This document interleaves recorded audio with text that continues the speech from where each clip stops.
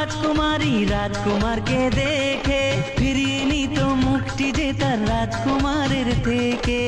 কেন কেন? হাল ছাড়েনি রাজার কুমার, শেষে এলো শুভ দিন। রাজকুমারী ধরা দিল তার প্রেমেতে একদিন। ভালোবেসে গল্পে গানে করতো তারা মজা, কিন্তু তাদের ভালোবাসার বাধা স্বয়ং রাজা। তাহলে তো রাজকুমারের ভীষণ বিপদ। জানো, অন্য দেশের রাজকুমারের সঙ্গে মেয়ের বিয়ে ঠিক করেছেন রাজা মশাই, নিজেই সেথায় গিয়ে।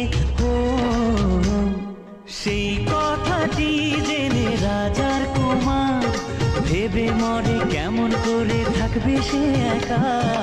এক যে ছিল রাজার কুমার। তাহলে কি রাজকুমার